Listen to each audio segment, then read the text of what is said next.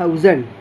आपल्याला माहिती आहे की 1 kg equal to 1000, 1 litre equal to 1000, 1 kilometre equal to 1000 metre.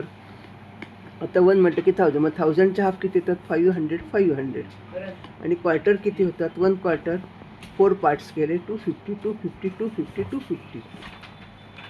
आता समजा आपण 3 क्वार्टर्स केले.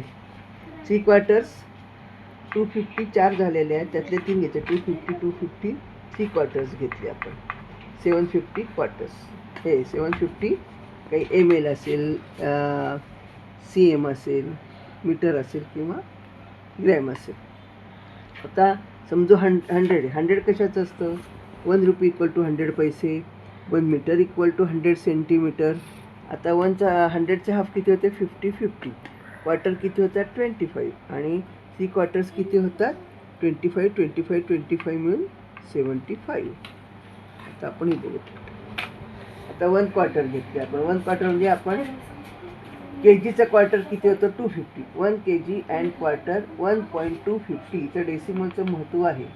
डेसिमलच्या पुढे 3 हाऊस पाहिजेत आपल्याला. 0, 0, 0चे म्हणजे 1 kg इक्वल टू 1000 म्हटलं ना आपण. 1000ला 3 0 येतात.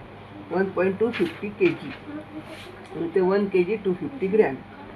2 लिटर अँड क्वार्टर 2.250 लिटर किंवा 2 लिटर 250 ml. आता आपण किलोमीटरचं घेतले. 3 kilometre and quarter 3.250 kilometre. 3 kilometre 250 metre. 9 kg and quarter 9.250 kg. 9 kg 250 gram. 11 kilometre and quarter 11.250 kilometre. जे इथं लिहिलं तेच इकडं लिहायचं. केजी लिहिलं केजी, किलोमीटर, लिटर. फक्त किलोमीटरच्या नंतर येतात मीटर. मग 11 किलोमीटर 250 मीटर.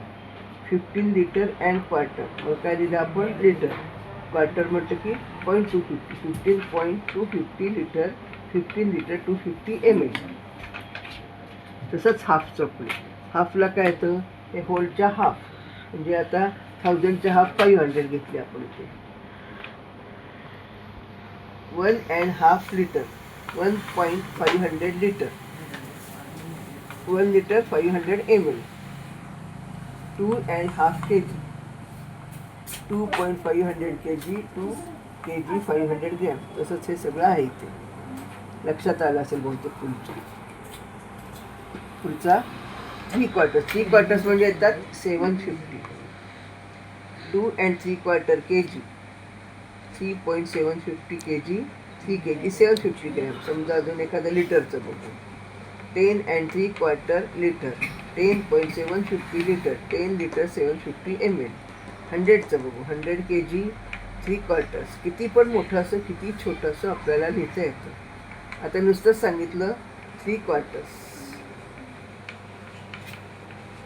kg सांगितलं असं तर 0.750 kg म्हणायचं आणि इथे लिहायचं 750 ग्राम.